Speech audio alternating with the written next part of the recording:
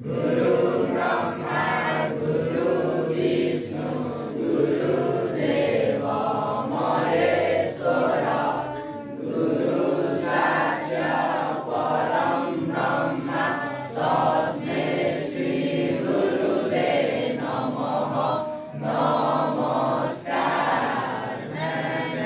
Good afternoon, and how are you, ma'am? Okay, sit down, all of you. Thank you. Okay, dear students, today we are going to start our lessons, the nation's strength. So, all of you just turn the page number 210. Page number 210, the nation's strength. All of you ready for it? Yes, ma'am. Okay, let's start this poem, The Nation's Strength, which is written by Ralph Waldo Emerson. He was an architect. So in this poem also he used the things foundations, pillars, this kind of words. So see, page number 210, have a look, the nation's strength there. So first, let's start from this first stanza. Have a look carefully over there. I'm going to read each lines, okay? So here, the first stanza, what the poet is asking the questions here. So what he is asking, so be mindful and try to understand whatever is it. So what makes his nation's pillars high and its foundation strong? What makes it mighty to defy and the voice that round it wrong? This is all is about. The poet is asking the questions that what is the strength of nations? The title of this poem also speaks about what the poem is all about. So it's here the question. The poet is asking the questions that what makes the nation's strength, the nation's pillars. When I think you have seen when there is like a house is going to be built, and you have seen over there's first pillars, right? 4 pillars, 5 pillars, then only will start to make the houses. The same way to make our nations number one in the world, these things, what is the strength of these nations? And what is the foundation? The foundation means the base. The foundation means base. If the base is strong, of course, that nation also will be the first one and the strong one. And this one, what makes us mighty to defy and force it around the strong means what will make in our country, there is a many country, there is enemies there, right? To fight with that, what is it? So the second stanza is, the first stanza is only the poet is asking the questions. The poet is used here, the questioning means the more you ask the questions, you will get the answers different way. And you can understand very well. First, have a look there, second stanza. What is the answers over there or questions over there? See, have a look there, the second stanza. It is not gold, it's a kingdom grand. Go down in the battle's shore, its shore are laid on the sinking sand, not on abiding rocks. What is it about? It's all about, see, the first stanza, the poet itself, himself asks the questions, and the second stanza, he gives few answers over there. To make the nation strength, to make the nations powerful, this is not about the goal. Here he mentions the goal is materialistic. Money. If for example, if one particular nation has lots of money, it doesn't mean that that nation is strong enough to fight or is strong enough to build the nations very well in the future. And then sinking sand is if the nations is very weak, of course that nations can be collapsed very soon, right? So, and the second stanza, have a look there, second stanza, is it the sword? Is it the sword? Ask the red dust of empires pass away, the blood has torn the stones, the rust and their glory to decay. What is it all meaning? The poet is answering in the third stanza that, is it the sword? Asked the great dust. Means to make the nations strong, powerful. Is it right? Is it correct to have the sword? The sword means is kind of presentations of war.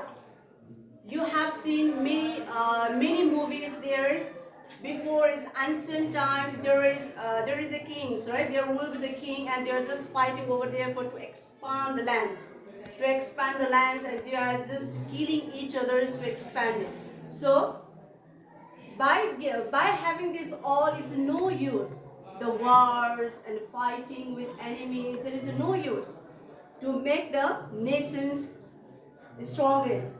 And you can see that in the ancient time there's the empires, kings used to fight with each others, and they are just killing each others. Here the meaning of the red dust means whatever this red blood is, that's all became into the dust.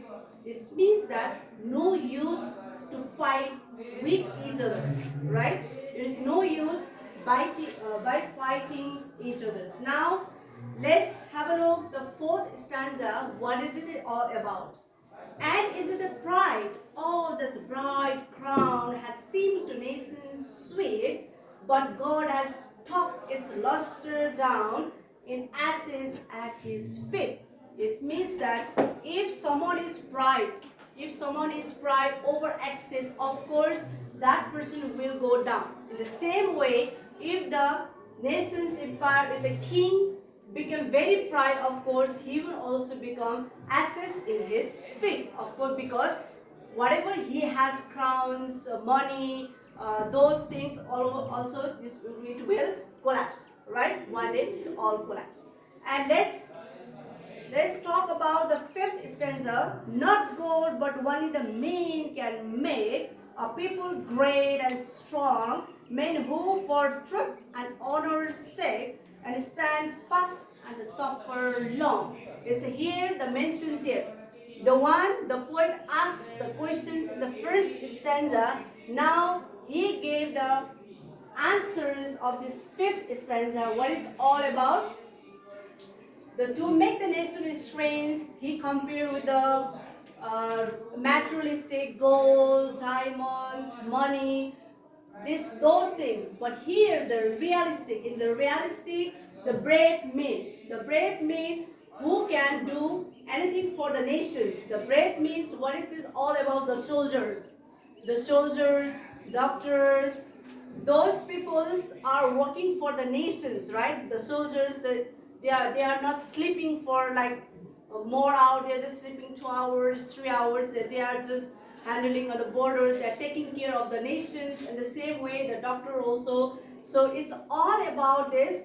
If in the country, if in any country, if there is a brave men, brave persons, then of course the nations can be the powerful. We can give what examples. Like I would like to give my personal view. United States. The United States now number one in the world, and we are also following his path, learning the English. Because why? In my perspective, that I have heard many things about the United States, and even there is the girls, the youngster girls and youngster boys, after 18 they will start to do their work, and at the same time they will study.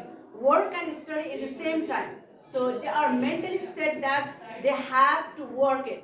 So in this way, if we work hard like more than is 5, 6, 7 hours, then of course we can make the nations strong. So for all of these, the poet is asking the questions that what is the nation's strength? The answer is here. Who is the nation's strength? The brave men. No gold, no diamond, no money, no materialistic anything. Only the brave men are the reason to have the nation's strength. So not the least, the last line, the last stanza, that brave men who work while others sleep, who dare while others fly. They built the nation's pillars deep and left them to the sky. This means that if the people are brave enough to fight with the problems, of course they can do better for their country, right? If you are scared to tackle the problems, obstacles, whatever it will come to your life, of course you will be failed.